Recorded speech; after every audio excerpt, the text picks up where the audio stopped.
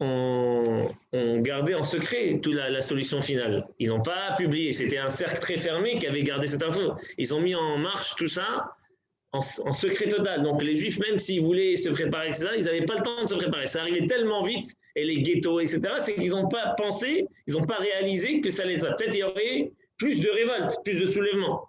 Parce qu'en fin de compte, qu'est-ce qui commémore aujourd'hui en Israël 3, c'est cette date-là qui a été choisie, parce que c'est le jour du soulèvement du ghetto de Varsovie. Et c'était quel jour qu'ils ont fait ça? Très bien, à Pessah. Ils ont dit, comme il y en a l'année dernière, la Avdi, là, Corona, ils ont dit, le Mashiach, il va arriver, regarder à la fenêtre, c'est bien. Mais bon, c'était pas le moment. Eux, les Avdi, à l'époque du ghetto de Varsovie, ils ont dit, ouais, c'est Pessah, quand un Pessah est délivré, on va faire la guerre, on va soulever, on va gagner, on va réussir. Et ça s'est retourné contre eux. Les Allemands, ils n'allaient pas se les faire, ils ont pris un coup, les Allemands, et se sont vengés, c'était une catastrophe après. Donc ça a peut-être tué plus que ça aurait tué s'il n'y avait pas eu ce soulèvement. Mais en tout cas, il y a eu des soulèvements. Ils ont beau dire qu'il n'y a pas eu de soulèvement, il y a eu le soulèvement du ghetto de Varsovie, il y a eu dans le camp de Sobibor, de Treblinka, de Birkenau, de Bialystok, les frères Bielski, il y a eu plein de soulèvements. Alors c'est vrai que ce n'était pas des révoltes, non, parce qu'ils ne pouvaient pas, ils ont fait comme ils pouvaient. Et donc, ça c'était un point, 2 points, enfin quand il y a eu des soulèvements, 1. Deuxièmement, c'est arrivé tellement vite qu'ils ne pouvaient pas imaginer qu'est-ce qui allait se passer, ce qui allait arriver, et donc pouvoir organiser ce genre de choses. Ils étaient brisés physiquement et moralement avec ce qui se passait dans les ghettos, l'enfermement, les familles séparées, l'asservissement, la famine, les maladies, donc ils étaient épuisés. Et ils avaient très peur aussi. La première fois où il y a un soulèvement, ils ont eu peur déjà des représailles. Parce que les représailles, les Allemands, après, c'était beaucoup plus dur. Ils écrasé tout. Dès qu'à un moment, quand ils étaient touchés, tout le monde devait. Ils ne faisaient plus attention. À un moment, ils faisaient un peu des sélections. Donc, quand il y a eu des soulèvements, après, ils tuaient tout le monde. Ils ne faisaient aucune différence. Troisième, quatrième raison pourquoi on ne peut pas dire qu'ils sont partis comme des moutons à l'abattoir, c'est que, toujours que c'est pour nous aussi, hein, quand quelque chose arrive chez l'autre, on pense, quand il y a quelque chose qui se passe, on pense que ça va éclater chez l'autre et pas chez soi. On dit, bon, là-bas, ça arrivé comme ça, mais nous, on est protégés, mais nous, on va savoir faire. Donc, le temps que ça arrive, c'est trop rapide aussi, c'est trop violent, on va dire, pour être préparé à ça. Troisième, pas troisième, c'est déjà plus une autre raison, c'est qu'en fin de compte, on voit qu'il y a 1,5 million aussi de soldats russes, c'est des Russes, des baraqués, des forts, qui sont fait aussi tuer, qui sont fait massacrer. 1,5 million de soldats. Donc les soldats aussi sont partis comme des moutons à l'abattoir. Sinon, non, c'était des combattants. Jamais ils auraient pu tuer 1,5 million de soldats, les Allemands. Ça veut dire qu'il n'y avait pas vraiment le choix. Une autre chose, un autre point important, c'est que même si quelqu'un, il voulait partir, il voulait se sauver, il va aller où? Tu veux partir, tu veux fuir, où tu vas aller? Où tu vas aller? C'est quoi les options? Quand tu sautes du train et tu risques de mourir, il y a un Allemand qui t'en a, c'est des terrains qui étaient tous pris sous l'emprise des Allemands. Après, va sauver quelqu'un. Quand tu vas le sauver, il faut le nourrir, il faut le loger, il faut le cacher. Ça, c'est pour sauver une personne. Là, il y avait on dit qu'aujourd'hui, après les comptes, c'est presque 7 millions de Juifs. C'est pas 6 millions. C'est 7 millions de Juifs et Juifs qui ont été exterminés. Donc, va organiser. Pour un Juif, il faut déjà 10 personnes, combien, et des moyens et tout pour sauver. Comment tu veux? C'était quoi les options? Quelles étaient les options pour aller se sauver? Il y avait des dénonciations. Sauf que même les Polonais eux-mêmes, ils allaient dénoncer, les autres allaient dénoncer. Combien de fois il y a des Juifs qui sont cachés dans des fermes, etc., qui sont trouvés, ils ont été dénoncés. En France, combien de dénonciations il y a eu? De partout, il y a eu des dénonciations dans le monde entier, où ils allaient. Et même quand ils arrivaient à quitter les pays comme ça, comme l'Allemagne, la Pologne, ils arrivaient devant d'autres pays, qu'est-ce qu'on faisait? On les refusait. Des bateaux entiers, ils ont été ramenés en Allemagne. Ils sont arrivés devant l'Angleterre, etc., on les a ramenés en Allemagne. C'est-à-dire qu'il n'y avait pas vraiment le choix. Ils n'avaient pas vraiment le choix. Il y a un lien avec la paracha. Peut-être il y a 2 liens avec la paracha de cette semaine, à ce Yom HaShoah. Alors peut-être il y en a un qu'on parlera la semaine prochaine. Si on ne parle pas de la paracha, on parlera de ça. C'est l'idée de Vaïdam à Aaron. C'est que Aaron, à Cohen, depuis tous les débuts du Chumash, de la paracha de Chumash Vaïkra, on parle de la construction du Mishkan, de la préparation, etc. Là est arrivé le jour de l'inauguration du Mishkan, du tabernacle. Et là, il y a Nadav et Avihu qui font ce qu'ils font. On ne va pas rentrer, ça c'est une autre fois, ce n'est pas le sujet. Ils font quelque chose qui a déplu à Kadosh Baruch Hu, et ils sont morts brûlés. Ils sont morts brûlés. Il y en a qui ne se sont pas mariés, il y en a qui disent qu'ils avaient bu du vin avant de servir. Bon, il y a plusieurs raisons qui sont amenées, plusieurs avis. En tout cas, ils sont morts à leur niveau à eux. Kadosh Baruch Hu a jugé que c'était grave ce qu'ils ont fait, et ils sont morts brûlés. Aaron à Cohen, c'est son grand jour, il vient servir dans le tabernacle et tout, et il perd ses 2 enfants. Un père qui perd ses 2 enfants, ses 2 garçons sur 4, il avait 4 garçons, c'est très violent. Et qu'est-ce que la Torah nous dit? Vaïdom à Aaron. Aaron, alors c'est pas sais-tu, c'est Vaïshtok, il sais-tu. Vaïdom, il n'a rien laissé transparaître, comme si rien s'est passé, impassible, rien. Impassibilité totale, comme s'il n'y a rien qui s'est passé, la vie continue normale. Il a perdu ses 2 garçons. La vie continue normale. Alors il y a plusieurs avis dans la profondeur de cette réaction-là. Je vais juste donner un avis qui est en lien avec. C'est quoi Vaïdom? Quand quelqu'un il perd ses 2 garçons. Surtout que là, a priori, ils ont eu un comportement qui n'était pas adapté à leur niveau. On n'est rien pour juger, mais à leur niveau, il y avait un comportement qui n'était pas adapté. Quand il y a 2 personnes comme ça, 2 tzadikim comme ça qui meurent, un père, une mère, Aaron et sa femme, ils auraient pu dire on les a mal éduqués, peut-être c'est à cause de nous, etc., des remords, des regrets. Combien? Souvent, quand quelqu'un décède, ou quelqu'un, on aurait pu faire mieux, il fallait comme ça. Mais c'est tout, c'est fait. Kadosh Baruch Hu l'a décidé. Aaron, quand il va Idom, non seulement il n'a pas laissé transparaître à l'extérieur quelque chose qui est des sentiments, de la peine, de la tristesse, rien, même lui avec sa femme, ils ne sont pas dit on est coupable. Ils ont rien dit. Donc il dit, on dit comme ça après la chose, c'est qu'en fin de compte, on ne doit pas dire ils auraient dû. S'ils n'ont pas fait, c'est qu'ils n'ont pas pu. Et en plus, il y en a qui ont fait. Il y a eu des soulèvements et des révoltes. Ça, c'est la réalité. Et c'est ce qui s'est passé, en vérité. C'est un peu d'histoire. Maintenant, il y a aussi le côté spirituel, la hashkafa. La hashkafa, ça veut dire quelle est la vision de la Torah par rapport à ce qui s'est passé vraiment dans la Torah, la halakha, ce qu'il y a eu dans la vision du juif. Qu'est-ce qu'un juif il fait dans ces moments-là? Quand on voit par exemple une mère qui attrape les mains, qui donne la main à ses enfants et qui va avec eux dans les chambres à gaz. Quand on voit une photo comme ça, une image comme ça, et on les voit pas en train de pleurer, rien, on les voit tranquilles en train de marcher. Qu'est-ce que ça vous donne cette image-là? De voir une maman avec des enfants en train de marcher dans les chambres à gaz. Ça dit quoi? Elle part comme un mouton à l'abattoir, ou au contraire, ça montre la grandeur de cette femme? Je vous pose la question. Hein? Pourquoi? Dis-moi pourquoi les deux.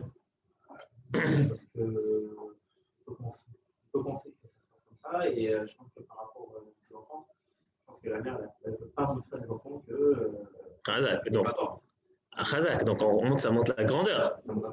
Ça montre la grandeur. Il y a quoi? Elle est dit, Chazak. Qu'est-ce qu'un enfant, il va se rappeler? Si sa mère, elle s'est affolée, elle était dans une crise, elle s'il vous plaît, ne me tuez pas, s'il vous plaît, qu'est-ce que ça fait? Un enfant, le pauvre, il va mourir avec.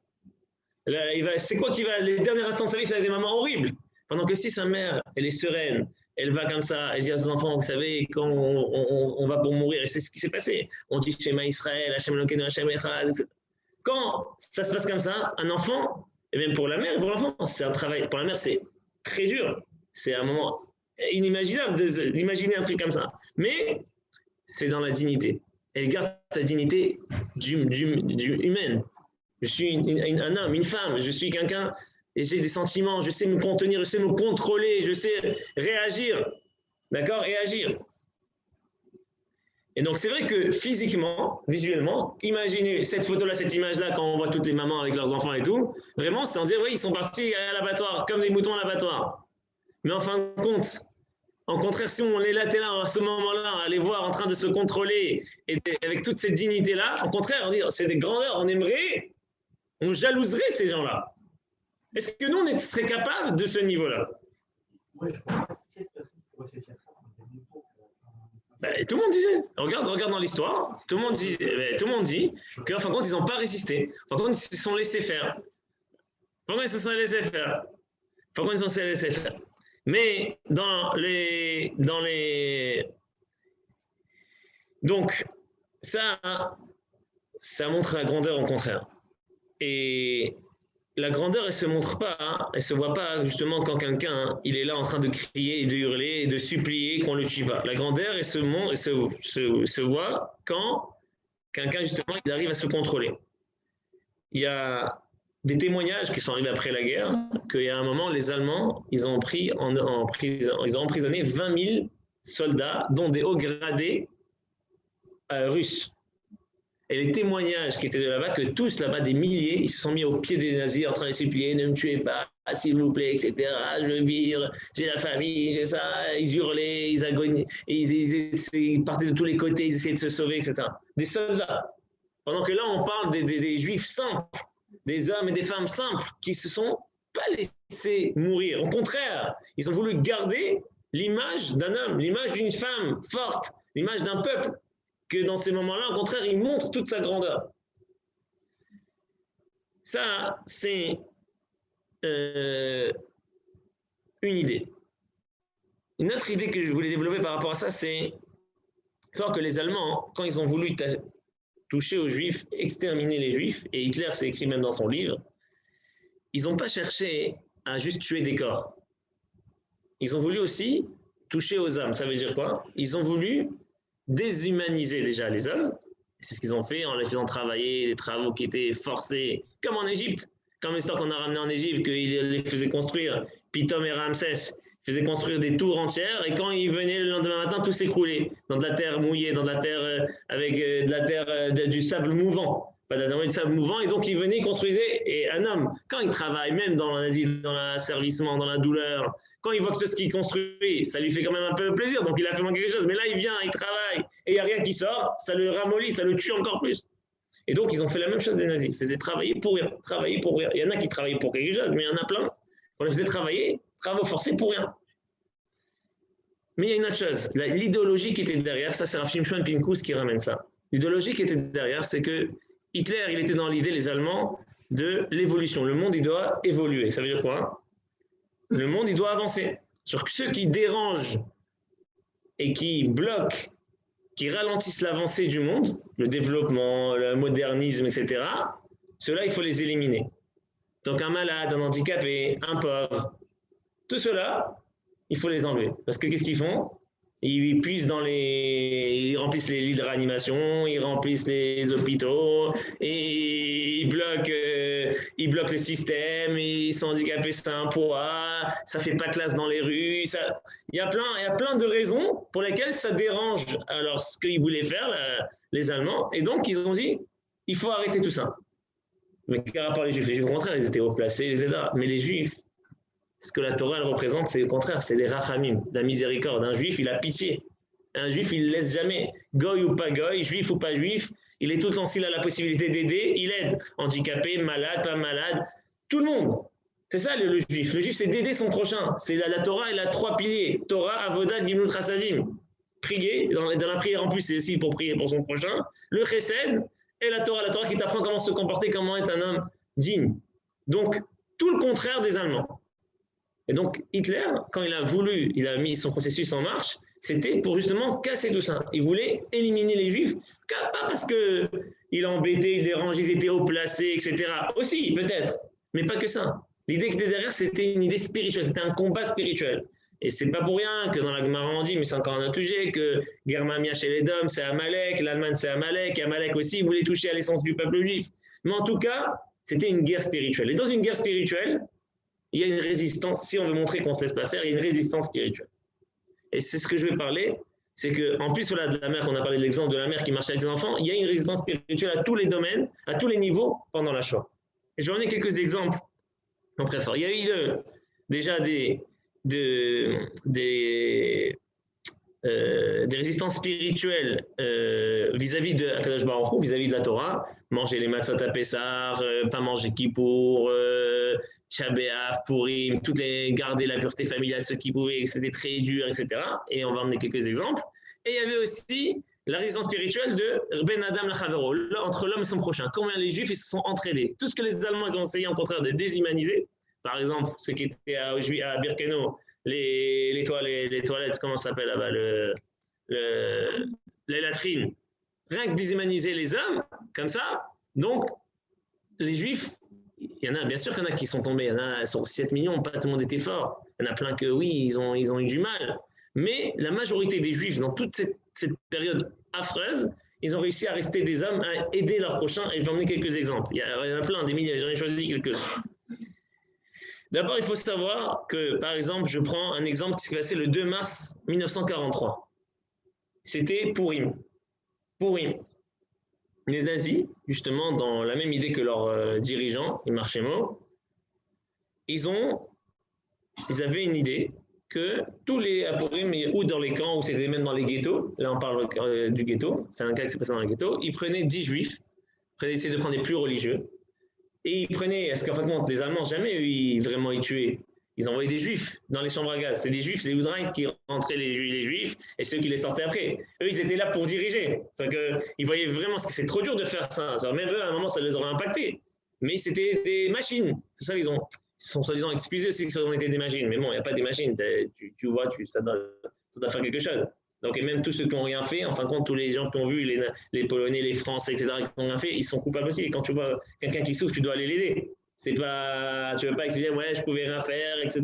Tu pouvais au moins alerter, tu pouvais alerter le monde. Le monde, il n'était pas toujours au courant. Quand ils étaient au courant, ils ne sont pas assez bougés pour faire quelque chose. Mais en tout cas, le 2 mars 1943, dans ce ghetto là-bas, ils ont ramassé tous les juifs qui étaient dans le ghetto et ils ont pris 10, ils ont choisi 10. Et ils les ont pendus, comme les Juifs avaient pendu à Megillat Esther, Aman et ses 10 enfants. Ils ont dit, vous avez pendu Aman et ses enfants, et ben nous on vous pend. Ou à Tisha B'Av à Auschwitz, ça c'est connu, vous voyez la place qu'on rentrait dans Auschwitz 2, vous voyez là-bas, c'est qu'il y a l'endroit où il y avait les musiciens, tous les 9 Av, ils les faisaient faire des concerts de musique, etc. 9 Av, la destruction. Un qui pourra Pessah, il faisait en sorte qu'ils ne mangent pas d'amatzah. C'est qu'en plus de tout ce qui les faisait souffrir et les tuer, ils essayaient en sorte de faire une guerre spirituelle contre ces juifs-là qui étaient à ce moment-là. Et j'ai écouté un cours il y a quelques jours de Rav Seven Porat qui raconte un peu, il emmène un chant d'un poète Yitzhak Katzelenson, qui était pas du tout religieux, même un gauchiste de l'époque, qui était présent ce jour-là de Purim, et qui a fait une louange, qui a raconté l'histoire, ce qui s'est passé à ce moment-là, et il n'arrête pas de parler de la grandeur des Juifs. Il disait que tous les Juifs qui étaient autour, au lieu d'avoir pitié de ces Juifs-là qui étaient en train de se faire pendre, ils étaient là en train de les jalouser. Nous aussi, on veut mourir comme eux. Ça, qui c'est qui peut imaginer? Quel peuple, à part le peuple juif, il peut faire ça? De voir quelqu'un en train de mourir parce qu'il est juif et dire, moi, je veux mourir comme lui, au lieu d'avoir pitié, le peuple est en train de mourir. Non, ils voulaient tous mourir comme eux. Comme Rabbi Akiva, vous savez que Rabbi Akiva, le géant, Rabbi Akiva, qui a 40 ans commencé à étudier la Torah, qui s'est marié très tard et qui a eu 24 000 élèves. Et là, on est dans la période qui sont lancés 24 000 élèves. On en parlera, attention, on aura encore le temps. Quand il allait se faire tuer, on lui a arraché sa peau avec des brosses en fer. D'accord? Rabbi Akiva. Rabbi Akiva, il a fait partie des 10 martyrs. Il a Aseret Harugei Malchut. Il y a toute une histoire, on en parlera, pourquoi, etc., pour réparer quoi, on en parlera. Et donc, Aseret Harugei Malchut, hein? Voilà. Et Aseret Harugei Malchut, donc en tout cas, Rabbi Akiva, quand on lui a arraché sa peau, et ses élèves lui ont dit, mais il le voyait sourire. Au lieu de pleurer, d'hurler, j'ai mal, etc., il souriait. Il dit, Rabbi, regardez ce qu'on est en train de vous faire. Ça, nous, on ne peut pas voir ça. Il a dit, toute ma vie, j'attendais ce moment-là. Parce que, ça veut dire quoi, toute ma vie, j'attendais ce moment-là? Parce que quand on fait tous les jours le schéma Israël, le schéma Israël, tu écoutes Israël, Hachem Elokeinu, Hachem est le Dieu, quatre côtés du monde, etc. Hachem Echad, Hachem est un. Baruch Shem Konoto L'Olamed. Et après on dit, Ve'afta, tu aimeras, et Hachem Elokecha, Hachem ton Dieu, Bechol Levavecha, de tout ton cœur, tout quand on dit le bon côté, le bon penchant, le mauvais penchant, ou Vechol Nafshecha, de toute ton âme. Ça veut dire quoi de toute ton âme? Afilou ou Notel Nafshecha. Même s'il prend ton âme, c'est-à-dire que tu dois te laisser mourir pour Dieu, tu meurs parce que tu es juif, d'accord? Non, tu as fait le plus haut niveau de Kiddush Hashem, de sanctifier le nom de Dieu. Je suis prêt à mourir pour Dieu. Pas comme les terroristes, ils font, non, c'est pas du tout pareil. On ne fait pas pour tuer des gens, etc. C'est pour sanctifier le nom de Dieu. Moi, parce que Kadosh Baruch Hu, il a dit, parce que je suis juif, j'ai été choisi d'être juif, je me comporte comme un juif. On me tue à cause de ça, Rabbi Akiva, parce qu'il a enseigné la Torah, on l'a tué, parce qu'il n'avait pas le droit d'enseigner la Torah à ce moment-là. C'est quelque chose qui est un grand Kiddush Hashem. Et donc, il a dit, toute ma vie, j'attendais de pouvoir, parce que la Torah, on l'apprend, mais il faut la réaliser. Il y a 613 mitzvot. Dans les 613 mitzvot, il y a mourir sur Kiddush Hashem. Et donc, Rabbi Akiva, il voulait appliquer aussi cette mitzvah. Et il dit, j'attendais. Alors après, il faut regarder, c'est un niveau Rabbi Akiva, on ne va pas pareil. Mais en tout cas, ces juifs-là, à l'époque de la Shoah, il y en a plein qui attendent, on n'a pas le droit de se jeter dans les mains, dans la gueule du loup, comme on dit. Mais quand ça arrivait, ils le voyaient comme un mérite. Ils étaient heureux, oui. Moi, j'ai entendu l'autre explication. Sur quoi, sur Rabbi Akiva? Ouais, Bon, on va parler Rabbi Akiva, on va parler en fin de cours sur Rabbi Akiva. Oui, ça c'est par rapport au renard qui sortait du Beth Amidash. Avec ça, que lui, il déchirait sa peau avec les... Ok. Et donc, il a rigolé parce que, comme il a vu que ça allait se réaliser, ce qui allait arriver, c'est déjà possible de chercher le Ah non, mais ça c'est justement, c'est sur l'autre histoire. C'est que Rabbi Akiva, une fois, il était avec ses amis devant le Beth Amikdash, ce qui restait du Beth Amikdash, et il a vu un renard qui sortait du Beth Amikdash. Et oui, et donc ses élèves et ses amis, et tout le monde pleurait, et lui rigolait. Que lui d'habitude, il était toujours le sérieux, et là d'un coup, lui il rigolait. Et j'ai dit, mais Rabbi Akiva, nous, regarde ce qui se passe. Au lieu que les Kohanim les sacrifices, il y a des renards qui se baladent à l'intérieur. Il a dit oui, mais il y a une prophétie qui dit que quand il y aura des renards qui vont se balader dans les décombres du Beth Amikdash. Il dit, ben, si cette prophétie-là s'est réalisée, le même prophète qui a dit qu'aussi il y aura le Mashiach qui va arriver, il va se réaliser aussi. Je pense que c'est ça l'histoire. Bon. En tout cas, donc ça veut dire que ces juifs-là, ils étaient prêts à mourir sur Kiddush Hashem. Ils étaient prêts à mourir. Et ils étaient heureux de le faire. C'est-à-dire que Rabbi Hanan Wasserman, c'est que Rabbi Hanan Wasserman, c'était un très grand Sheshiva. C'était l'élève du Chafetz Chaim. Et lui, au début de la guerre, il est parti aux États-Unis récolter des fonds pour sa yeshiva à Bernovitch, dans la ville de Bernovitch. Rav Elchanan Wasserman. Il est parti ramasser des fonds pour la yeshiva à Bernovitch. Il était aux États-Unis, on lui a dit la guerre a commencé, Rav, restez ici. Il dit non, je ne peux pas laisser mes élèves. Et il est retourné avec ses élèves et ils se sont fait tuer. Pas dans les camps, ils se sont fait tirer dessus. C'est la Shoah par balle, comme on dit. Il y a eu des centaines de milliers, des millions de juifs qui sont morts par balle pendant toute la Shoah. Et quand ils étaient là avec ses élèves, en train d'aller mourir, les témoignages qu'il y a eu là-bas, c'est qu'ils allaient en dansant, en chantant. Ils n'avaient pas pris des cachets, hein, ils avaient pris de la drogue, hein, rien. C'est que vraiment, ils savaient qu'ils faisaient quelque chose d'énorme, de grand. Et ils ne voulaient pas montrer aussi aux Allemands qu'ils sont, comme on dit, le contraire. Ils ont dit, oui, ils sont allés se laisser mourir. Non, non, on ne se laisse pas mourir. C'est ce qu'on veut, c'est ce qu'on attendait, c'est ce que Dieu il attend de nous et on le fait. Rav, un des plus connus, des rescapés de la Shoah les plus connus, religieux, je parle, il y avait l'Élysée, il y en a plein, mais un des plus connus, c'est Rabbi Yehuda Yakutiel Alberstam, le rabbi de Tzanz.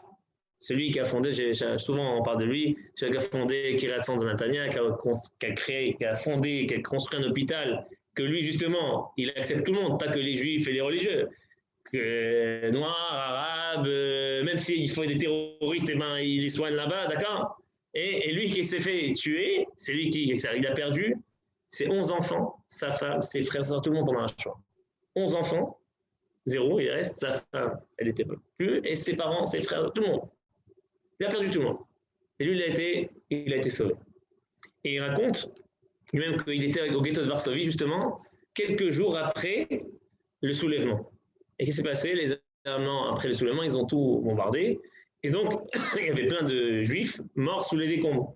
Et les Allemands, ils voulaient récolter, ramasser tous les... S'il y en a qui avaient des bijoux, s'il y avait des trucs, ils leur ont dit, maintenant, vous allez déployer,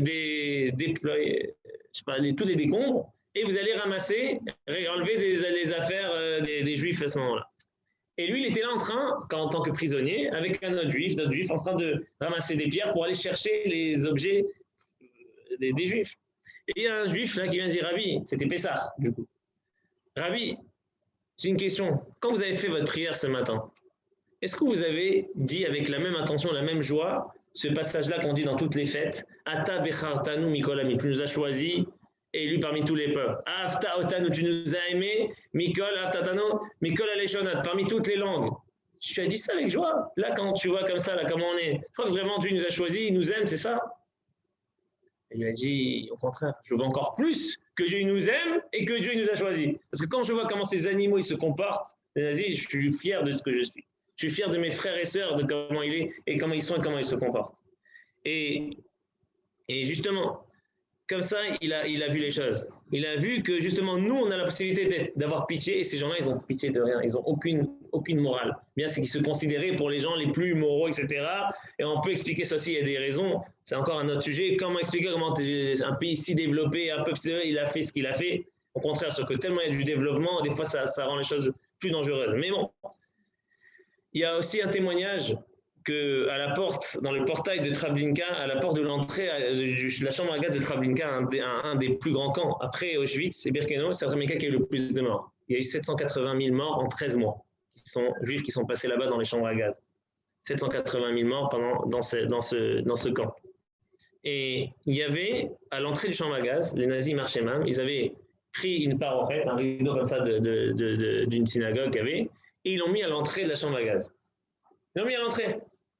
Alors, il y en a qui veulent dire, il y a deux raisons. Ou c'était soi-disant pour calmer les juifs, pour leur dire, voilà, vous rentrez dans une synagogue, etc. Mytho. Ou pour rabaisser les juifs. C'est-à-dire, voilà, vous avez, en endroit vous êtes dénudés, etc. On vous prend la parochette, ce qui représente votre Torah, etc. On vous la met dans l'endroit où vous allez tous mourir. Et qu'est-ce qu'il y avait écrit sur cette parochette? Qui c'est qui était à Treblinka, qui connaît l'histoire? Zé Achar la Hachem, Tzadikim Yavobo. C'est la porte de Hachem par où les tzadikim, les saints, ils vont passer. Alors, il y a plein de juifs qui ne connaissaient pas tout le monde savait lire. Il n'y avait pas que des religieux en Pologne. Parce qu'il y a beaucoup de religieux qui sont morts pendant la Shoah, ça aussi, il faut l'expliquer. Mais il n'y avait pas que il y avait des gens qui ne connaissaient pas et qui ne connaissaient rien. Mais ceux qui connaissaient, ils ont vu ça, ça donne des frissons. C'est la porte où les tzadikim, les saints, ils vont passer. C'est-à-dire qu'il y avait quand même, pourquoi je dis ça? C'est des exemples que les Allemands, derrière toute cette idée-là, toute cette guerre, mais pas que de tuer, d'enlever les corps des juifs. Ils veulent enlever l'âme, ils vont enlever la Torah, ils veulent enlever les mitzvot, ils veulent tout enlever. Ils sont attaqués beaucoup plus aux religieux qu'aux gens qui n'étaient pas du tout religieux. Ils sont attaqués à tout le monde. Hein. Ils cherchaient jusqu'à 3 générations. Des juifs, 3 générations, même juifs de père, ils allaient chercher. C'était vraiment bien fait. Sauf que les gens, ils n'ont pas imaginé. Comment tu peux savoir que les gens, ils sont hyper comme ça et en caché tout ça, en secret, d'aller chercher, de monter les générations en génération, un gars, son nom de famille juif, de le chercher. C'était impossible. Les juifs, ils n'ont jamais imaginé. On ne peut pas imaginer un truc pareil. Et c'est une des raisons pour lesquelles on commémore. Enfin, ça n'a pas de commémorer. C'est de se rappeler et de rappeler à tout le monde que ça existait. Et pour prévenir et pour être au courant, nous déjà, de mieux connaître en histoire et de prévenir que une chose comme ça ne se reproduise pas. Et aussi pour que ces paroles-là de Torah, de renforcement, d'histoire, ils ont aussi pour tous les enfants, les descendants de ces gens qui étaient dans la Shoah, qui ont vécu la Shoah et qui au contraire ont quitté le monde de la Torah, qui ont arrêté la foi, qui ont arrêté de croire et qu'on peut comprendre, on ne peut pas juger. Donc tout ça, c'est pour ce mérite-là, c'est important de le faire. Donc en tout cas, on voit qu'il y avait tout un processus de guerre spirituelle. Et on voit que les Juifs, ils se sont battus spirituellement vis-à-vis d'Akadosh Baruch Hu de garder Shabbat, de garder les mitzvot, de garder Pessah, de tout ça. Donc il y a plein d'histoires. J'en mets 2 exemples. Pessah, c'est une histoire très connue, mais je vais vous la raconter quand même. C'est comment on sort de Pessah. C'est l'histoire avec le rabbi de Blogev. Vous connaissez? Ça vous dit quelque chose, le rabbi de Blogev? Non, ça vous dit rien. Bon, alors, je vais raconter. Comme peut-être dans l'histoire, vous allez savoir. Parce que peut-être vous ne savez pas qu'il s'appelle le rabbi de Blogev, c'est pour ça. Donc, un jour, une veille de Pessah, il y avait le rabbi de Blogev qui a fait une demande. Il est allé direct. Il a dit, moi, je ne fais pas des trucs en cachette. Je vais directement. Il est allé voir en tant que rabbi, en tant que responsable religieux. Il est allé voir le chef du camp. Et il lui a dit, voilà, on voudrait faire des matzahs pour Pessah. Attendez gentiment, s'il vous plaît, etc., etc. Il a dit, bon, tu m'as l'air quelqu'un de bien. Allez, il fait une demande à Berlin, etc. Et ils ont dit, OK, il leur donne de la farine, il leur donne un four. Ils commencent à faire les matzahs. Ils ont terminé de faire les matzahs. Il rentre le chef du camp, il casse tout, il casse les matzahs, il casse le four, en colère, vous êtes des traîtres, etc. Qu'est-ce qui se passe? C'est avéré qu'il y a des juifs qui ont fait passer des lettres en Suisse qui ont raconté ce qui se passait dans le camp. Et donc, c'est avéré que lui, il dit, voilà, vous êtes des gens pas honnêtes, vous n'êtes pas droits, nous, on vous aide, on vous rend service, et nous, vous rendez pas ce que vous devez rendre. Il a tout cassé. Ils sont tous battus, ils ont réussi à garder un petit morceau de matzah, un tout petit morceau de matzah, kazaït. Et ils ont dit, avec ça, on va faire le seder. Avec ça, on va faire le seder, un petit morceau. Et donc, tout le monde s'attendait. Le seder, ils ont essayé de faire quand même, comme ils pouvaient, la Haggadah par cœur, etc. Et quand ils sont arrivés à Motzi Matzah, il faut sortir la matzah.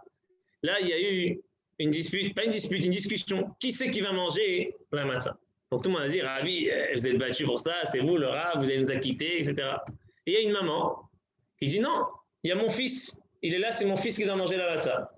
Je dis, pourquoi votre fils? Parce que la mitzvah du soir, c'est le cours qu'on avait fait dans Pessah, c'est de raconter à son fils la Gada, l'histoire d'Égypte. Et c'est lui qui mange. Pour continuer la tradition, il faut que ce soit mon fils. Le Rabbi l'a dit, cette dame a raison, on va donner au fils, c'est ce garçon qui a mangé la matzah. Quelques Hachem, ils ont été sauvés, épargnés, ils sont arrivés aux États-Unis. Et un jour, cette femme-là, du coup, elle a gardé toujours le contact avec le Rabbi de Blogev.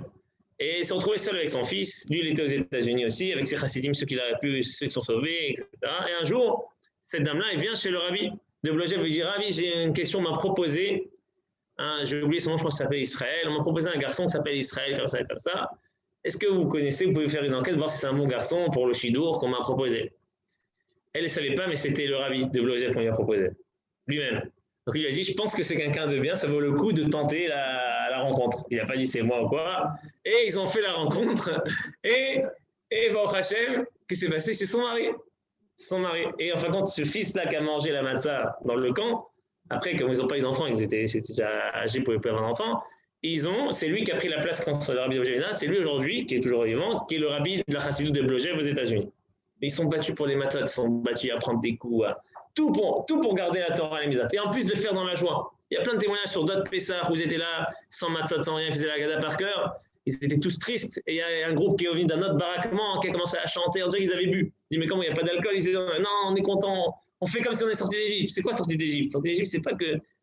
C'est la liberté. Jusqu'à ce moment-là, il n'y avait pas de délivrance. On est libre. Les Juifs, voilà, de fait que les gens ne sont pas partis pour mourir comme à l'abattoir, c'est qu'ils ont gardé cette foi, etc. Ça montre justement notre liberté. C'est pas qu'on est soumis à notre chose. C'est que quand, même on nous tue, même on nous fait ce qu'on veut, on reste libre. On est des Juifs, on est fiers de ce qu'on est et on se bat jusqu'au bout. Ça, c'est pour la partie spirituelle, la partie de la relation entre et la résistance spirituelle qu'il y a eu entre Akadosh Baruch Hu. L'homme et Akadosh Baruch Hu, mon Dieu. Mais il y a une autre partie qui est encore plus belle, je pense. C'est la résistance spirituelle qu'il y a eu entre les hommes et les femmes dans les camps et dans ces périodes, dans les ghettos, dans ces périodes très difficiles. Il y a une histoire qu'on avait racontée, mais je ne sais pas si tout le monde était là. Je vais la faire très rapidement. L'histoire du juif qui avait pris des coups. Vous vous rappelez de cette histoire, de ce cours-là? Je vais la faire rapidement. C'est que, comme on a dit, il y avait je ne me rappelle plus dans quel camp c'était. Il y avait le travail, c'était que les Juifs, ils devaient prendre tous les matins, moins 20, moins 30, quand ils faisaient, ceux qui étaient en hiver dans les camps. Ceux qui n'ont pas été, il faut aller qu'en hiver, je vous conseille. Il ne faut pas aller en été. En hiver, on sent bien la rasra, comme on dit. Il faut sentir, ça fait du bien. C'est une rasra qui donne des forces. En tout cas pour moi. Hein? Ouais, il faut partir en hiver, c'est une rasra, mais ça donne des forces. On revient beaucoup plus fort après. En tout cas, il y avait un moment où ils devaient, tous les matins, ils devaient prendre une grande charrette, un grand chariot, comme un wagon comme ça, à 15, le remplir de cailloux, de pierres et de sable, et le transporter à 5 km en dehors du camp, vider, une heure après remonter tout et le remettre dans le camp. Tous les jours comme ça. Vraiment pour les épuiser physiquement et moralement. Et celui qui n'avait pas la place le matin, qui arrivait en retard à une seconde, il n'avait plus la place autour du chariot, il se prenait 15 coups de fouet. Et donc lui, un matin, il se prend, il arrive en retard d'une seconde, et un autre jusqu'à pris, il ne va pas se battre, et il se prend 15 coups de fouet. Et il raconte qu'il n'avait même plus la force de retourner, il a rampé pendant des heures pour arriver dans son baraquement, tellement il était éclaté, il souffrait, son corps en sang, etc. Horrible. Le lendemain matin, il s'est levé, il n'a presque pas dans la nuit, il a dit, j'avais même pas envie de prononcer Modéani. Remercier Dieu que je vis, qui m'a rendu en âme, je voulais qu'il me la garde l'âme, tellement c'était une souffrance, je ne voyais pas comment j'allais m'en sortir. Et donc, bon, il vit comme ça, il continue à vivre, et quelques mois après, il est envoyé dans un autre camp. Un camp de travail, là, un travail avec un but, c'était quoi? Il devait remplir les munitions, il devait remplir des balles, comment on dit, des balles avec de la poudre à feu, je sais pas, un poudre explosif. Et donc, lui, il était responsable un peu sur les machines, qu'il n'y ait pas de problème, etc. Et un jour, il remarque qu'il y a une fille juive, une jeune fille, qui était là, et que de temps en temps, elle s'endormait. Et s'il y a un problème dans la machine, il suffit qu'il y avait de la poudre qui coulait, ça pouvait bloquer toute la machine. Et donc, c'était un balagan. Et un jour, voilà, chaque fois, il allait la réveiller un peu. Un jour, il n'a pas fait attention, elle s'est endormie, il a bloqué la machine. Et donc, qu'est-ce qui s'est passé? Lui, il s'est mis tout de suite à sa place. Il a dit, c'était moi, elle est partie aux toilettes à ce moment-là, et moi, c'est moi qui l'ai remplacé. Le chef lui dit, mais c'est fou, c'est toi. Ben, ok, tu vas prendre des coups à sa place. Et il lui a donné 35 coups. Pas 15, 35. Et il raconte, le gars, et que ça arrive en plus une deuxième fois, il a pris 2 fois comme ça les coups, je vous fais vite l'histoire, qu'il n'a même pas senti les coups. La première fois, il a pris des coups, il les a sentis, la deuxième fois, il les a même pas sentis. Alors il explique, c'est pour un autre cours, on avait parlé de ça, c'est qu'il avait la pensée, elle a tellement influencé, c'est-à-dire que quand il savait dans sa tête qu'il y avait un but à ce qu'il faisait, de sauver une fille juive, qu'elle ne prenne pas des coups, qu'elle était seule, sans famille, et qu'elle aurait pu peut-être mourir elle de ces coups-là, le fait de savoir qu'il fait une bonne action, du chesed, il n'a même pas senti les coups. Que la première fois, il a pris des coups pour rien, pour lui, d'après lui, il avait tellement mal parce qu'il n'avait pas de but dans ces coups-là. Et lui, là, il était prêt à donner. Il ne savait pas qu'il n'allait pas sentir les coups. Après coup, il a dit, je n'ai pas senti. Mais il était prêt, c'est des juifs qui étaient prêts à prendre des coups, 35 coups pour sauver une fille juive. Il ne faut pas que la fille juive, elle prenne des coups. Où on a vu ça, des gens qui sont, chacun, nous, je ne sais pas, la ville, hein, avant le début du corona, là, en mois de mars, tout le monde cherchait du papier toilette et tout, les gens ils se battaient pour du papier toilette, d'accord? Donc imaginez-vous, les gens ils doivent se battre pour pas prendre des coups, là ils se battaient presque pour prendre des coups. Le gars il se bat pour prendre des coups à la place de quelqu'un. Où on a vu ça? C'est quoi ces hommes énormes et ces personnes énormes? Inimaginable, je sais pas, c'est quelque chose de fou. Donc ça montre là, ils ont dit ouais, c'est des gens faibles, ces gens qui se sont laissés faire, ils ne sont pas du tout laissés faire ces gens-là. Ces gens-là, ils étaient des gens qui étaient des guerriers, d'accord? Des gens qui ne sont pas du tout laissés faire. Il y a une autre histoire, toujours avec le rabbi de Kloisenbourg. J'ai dit le rav qui avait 11 enfants, qui a perdu 11 enfants, qui s'est remarié, qui a eu à nouveau des enfants, qui a construit un hôpital, qui a tout un quartier énorme à Natania, mais qui aujourd'hui a des élèves dans le monde entier. Il est niftar déjà. Mais celui-là, il aurait pu tout lâcher, tout abandonner. Perdre 11 enfants, sa femme, tout. Et non, il a dit non, moi je vais me remarier. Et il a eu à nouveau des enfants. Et son fils aujourd'hui, c'est lui le rabbi de Tzanz à Natania. Et donc, ce Rav Kloisenbourg, le Admor de Kloisenbourg, il s'appelle, c'est la ville de Kloisenbourg, c'était là-bas où il était Tzanz Kloisenbourg. C'est vrai qu'il était, après, quand ils ont libéré les camps, lui, il se baladait, il tournait de camp en camp pour encourager, motiver et soutenir tous ceux qui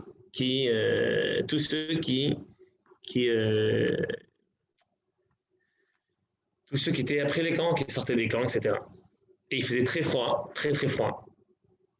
Et cette histoire-là, qui c'est qui l'a racontée? C'est une femme. Quand le rabbi de Kloisenbourg il est niftar, il y avait ses enfants qui étaient là en deuil, sa deuxième femme. Elle est venue témoigner, elle est venue faire des condoléances. Nichoum Avelim. Et elle est venue, dans sa main, il y avait une paire de chaussettes. Et il dit, vous savez, c'est quoi cette paire de chaussettes? C'est quand j'étais dans le camp et votre papa, il tournait dans les camps pour encourager tout le monde. Il m'a vu, il faisait très froid, il m'a vu que j'avais pas de chaussettes. Il a enlevé ses chaussettes et il m'a dit, c'est pas très bien pour une fille juive de se balader sans chaussettes.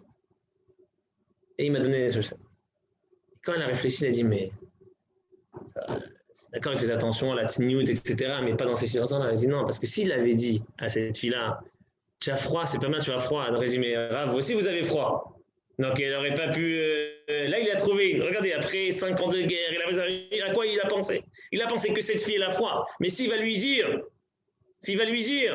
que c'est parce qu'elle a froid, elle va refuser. Il y a un monsieur de 50 ans qui a très froid, qui est tout, et peut-être qu'il connaissait son histoire, qui a froid, il va dire ces choses. Alors, il a dit, il y a un truc qu'elle ne peut pas refuser. C'est la tsniout, la pudeur de la fille juive, c'est important. Regarde tes chaussettes, juste après, quand tu trouves autre chose, tu les jettes. Et il a gardé ses chaussettes jusqu'à 50 ans après, elle avait gardé ses chaussettes. Elle dit pourquoi? Et ça m'a donné tellement de force de voir un juif comme ça, qui a tout perdu, qui pense qu'il voit une fille juive, ce qu'il pense c'est qu'elle a froid dans ses pieds, et qui lui donne, et en plus il trouve toute l'astuce pour pas qu'elle refuse ou quoi. Ça m'a donné tellement de force que c'est grâce à ça que je suis marié, que j'ai eu encore des enfants et des petits-enfants et que j'ai repris ma vie. Que parce qu'il y avait des gens, j'ai eu le mérite de rencontrer quelqu'un comme ça. C'est ça, c'est une résistance, c'est ça qu'on appelle la résistance spirituelle. C'est ça qu'on appelle, c'est des gens qui n'ont jamais perdu, qui n'ont jamais abandonné, qui n'ont jamais dit ouais, c'est pas grave. C'est des gens qui ont gardé la même dignité, la même douceur qu'ils avaient avant l'achat. Parce que quelqu'un qui passe, nous on passera déjà qu'on passe jamais, mais une épreuve difficile, des moments, des conflits ou des épreuves, ça rend pas toujours l'homme plus doux. Au contraire, ça rend aigri, il en veut à tout le monde. Je sais pas. tout cas, moi, comme ça, je reconnais. C'est quand on passe un moment difficile, c'est pas on devient tout gentil avec tout le monde. Au contraire, des fois, on en veut à tout le monde. Et là, des gens, ils ont tout pour en vouloir à tout le monde. Et qu'est-ce qu'ils font? Ils veulent aider tout le monde. Et ça, c'est des gens. Ça, je ne veux pas dire que les Juifs, ils ne sont pas battus. Ils sont battus sur tous les domaines, sur tous les fronts. Pour ceux qui sont morts pour mourir dignement, ceux qui pouvaient se sauver pour se sauver, pour sauver des autres. Il y en a qui ont donné leur vie à des autres. Il y a des questions folles qui se sont posées.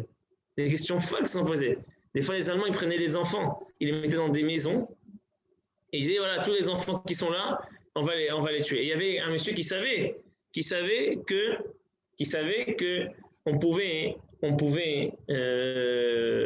sortir, et des gens, ils faisaient, parce que c'était les Juifs tout le temps qui géraient, ils faisaient ceux qui étaient les capots, donc il y avait des moyens de négocier. Entre Juifs, on négocie, on fait du business, etc. D'accord? Donc là, je te sors celui-là, mon fils, tu montes ça.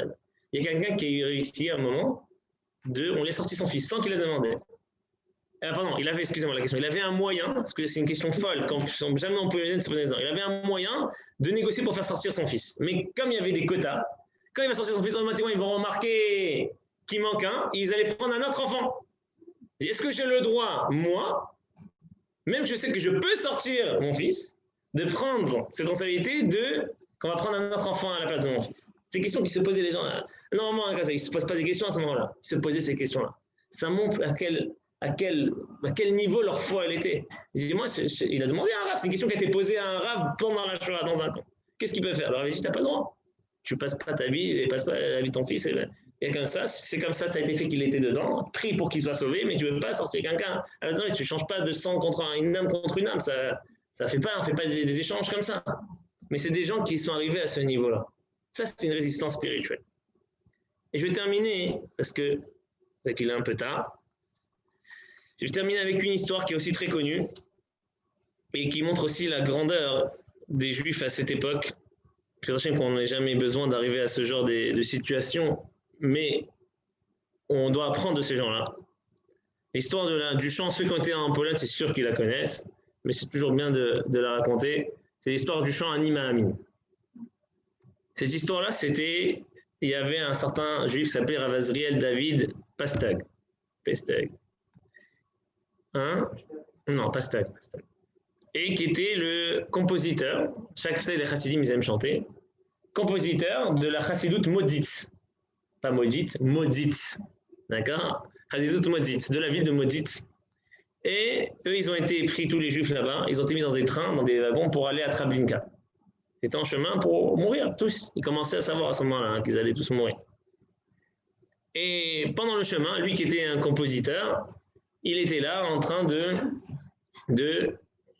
composer, et lui chanter, et comme ça dans sa barbe, un air de Ani Maamin. C'est quoi Ani Maamin? Ani Maamin Be'emunah She'elema, je crois avec une foi entière, Beviat HaMashiach, dans la venue du Mashiach, donc il va nous sauver Galilée, Ani Maamin Ve'af al Pishit Mamem, même s'il tarde, je l'attends tous les jours. D'accord? Ani Maamin, je crois. Et donc il chantait ça. Et les gens autour de lui qui entendaient chanter, ils ont commencé à chanter. D'un coup, tout le wagon, il s'est mis à chanter et tout.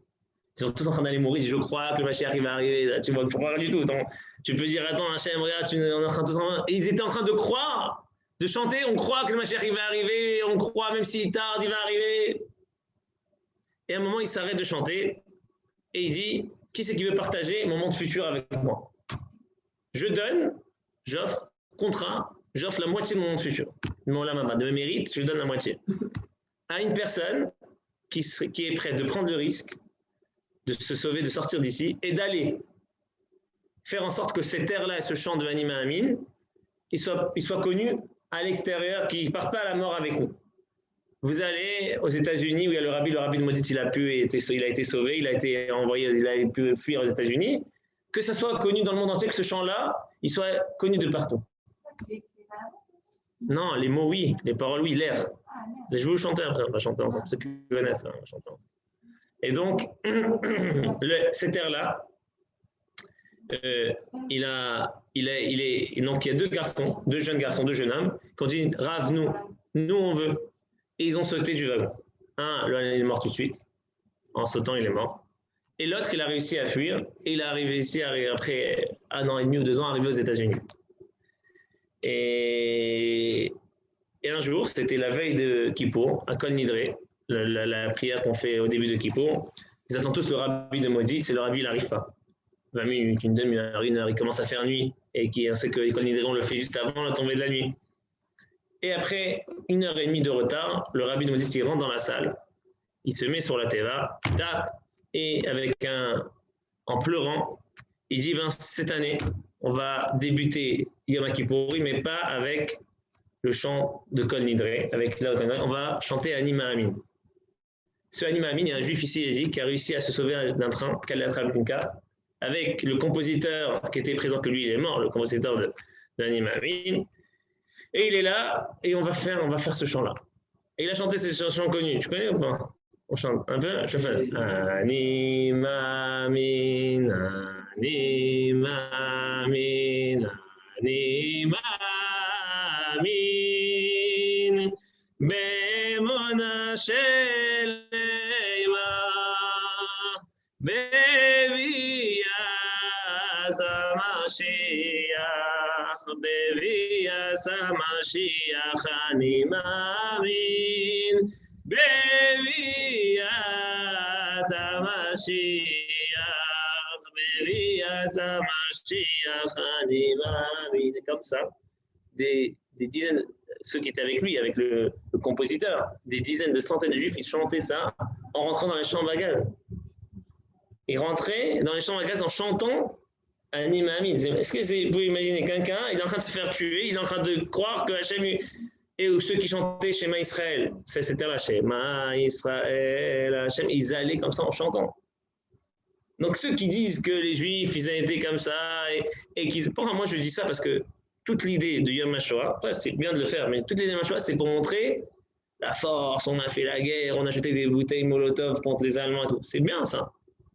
C'est bien, ou peut-être on ne sait pas si ça a causé des plus de tort ou pas, mais d'accord, tu veux dire c'est de l'audace, c'est de la résistance. Les résistants, comment on dit, les résistants, non? Voilà, les résistants, c'est bien. Mais c'est pas plus fort la résistance spirituelle que ça, parce que ça, d'accord, tu as essayé, tu as fait un soulèvement, ça a marché, ça n'a pas marché, d'accord.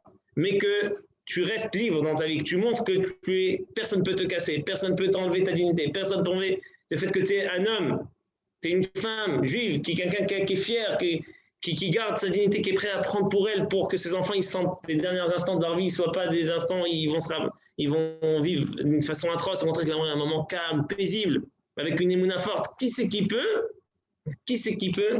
dire qu'il n'y a pas plus de résistance que ça? Et c'est ça la Torah, c'est ça le peuple juif, c'est ça la émouna Kadosh Baruch Hu, c'est que on a justement, nous, ce mérite-là d'avoir de telles valeurs que personne ne peut nous enlever. Depuis la sortie d'Égypte, depuis le don de la Torah, on a de telles valeurs que personne ne peut nous enlever. Notre âme, elle est libre. Personne ne peut nous enlever ça. Les nazis, ils ont essayé. Qui c'est qui a essayé plus que les nazis? Personne. Les Égyptiens, bien sûr, mais c'était avant l'Égypte. Depuis la sortie d'Égypte, il n'y a pas eu un truc. Alors, il y a eu la destruction du temple, mais un massacre comme ça, comme il y a eu pendant la Shoah, c'est 7 millions de juifs, presque 7 millions de juifs, c'est inimaginable.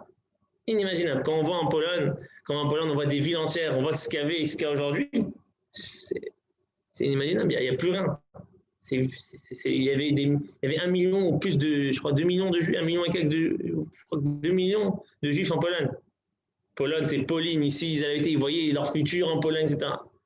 Et en tout cas, tout ça est enlevé, mais ils sont morts de façon digne, et c'est ça la plus grande résistance. Il y a même un témoignage d'un nazi, je vous lis un témoignage d'un nazi qui écrit, un nazi qui dit « Je dois noter que les Juifs marchaient à la mort avec calme, ils restant impassibles, comme Vaïda Maron, comme si rien, non, ils marchaient à la mort tranquillement. Pas comme un mouton là-bas, en réalité, quand ils disent mouton là-bas, un mouton, est-ce qu'il marche tranquillement quand il va mourir? Au contraire, il va de tous les côtés. Et qu'est-ce qu'il dit? Il dit, tandis que les tziganes, pleurant, hurlant, couraient dans tous les sens quand ils se trouvaient sur les lieux de leur exécution. Donc c'est quoi? Ça montre la grandeur d'âme et la vigueur de la foi que les Juifs ils ont fait preuve. On ne peut pas dire, on doit être fier de notre peuple. Justement, dans ce moment que je dis, quand on va en Pologne, j'espère qu'on va pouvoir repartir. Bon, j'espère qu'on aura le Mashiach déjà, mais quand on pourra repartir, si on pourra repartir, de voir justement cette grandeur-là des Juifs, cette grandeur de l'âme juive, cet amour qu'il y avait entre eux. Sur que normalement, tu es en train de te battre, ta vie, elle passe avant, tu dis. Combien ils ont donné la vie pour les autres? Combien ils sont battus pour les autres? Ils ont donné tout ce qu'ils avaient pour leur prochain, dans ces moments les plus difficiles. Et les Allemands, ceux qui étaient un peu intelligents, qui sentaient un peu, qui n'avaient pas perdu toute leur sensibilité, parce qu'il y en a très peu, surtout ces nazis qui ont perdu, ils ont remarqué ça, ils témoignaient de ça. Ils savaient pas, ça les rendait fous de voir des Juifs qui sont heureux, joyeux de mourir. Genre, allez, tue-moi. Quand un gars, tu lui dis tue-moi, tu lui enlèves l'envie de te tuer, du coup, parce que, du coup, au contraire, c'est ça la force des Juifs.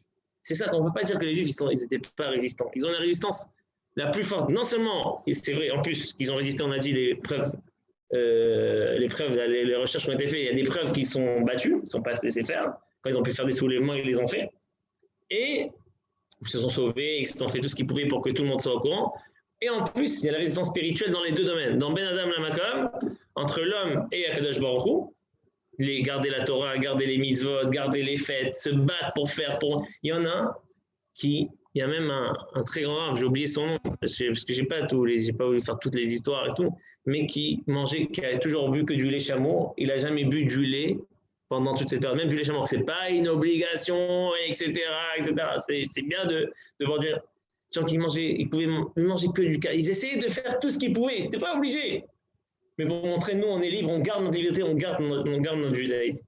Et donc, on ne peut pas dire justement que les Juifs se sont laissés mourir comme ça. Au contraire, les autres, ils se sont laissés mourir. Quand ils sont les autres, ils allaient crier, hurler comme les soldats russes, comme les Tziganes, etc. Nous, on a cette dignité-là, un Juif. Et combien on voit d'histoires, même aujourd'hui, on n'a pas la Shoah, Baruch Hashem. Mais même quand il y a des moments difficiles dans le peuple juif, il y a une dignité. C'est que dans ces moments-là, on voit la grandeur du peuple juif. Justement, quand tout va bien, là, on voit les mauvais côtés.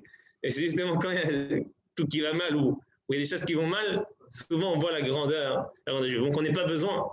On n'est plus à voir ces choses-là, Chas Shalom, qu'on ait la Yeshua, la délivrance. On sait qu'on s'approche de cette délivrance-là.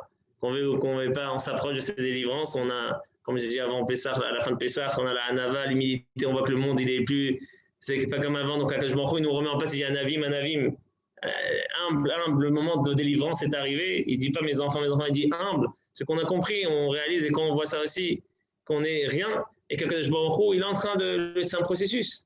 C'est un processus et ça va arriver, qu'on n'ait pas, Chas Shalom, besoin, et que Dieu n'ait pas besoin d'arriver à ces situations-là, qu'on ne soit pas encore mis dans ces situations comme ça, et qu'on ait besoin d'Hachem, la Géoula, la délivrance, et plein de bonnes choses et des bonnes nouvelles à tout le monde, Bezrat Hachem. Chodesh Tov, est-ce qu'il y a Chodesh Tov, une seconde? Chodesh Tov, c'est Rosh Chodesh Iyar la semaine prochaine, le mois de la guérison, comme on dit. Ani Hachem Rofecha, je suis Hachem, ton guérisseur. Hachem, une bonne santé pour tout le monde et qu'on se retrouve que dans des joies. Oui, Dan.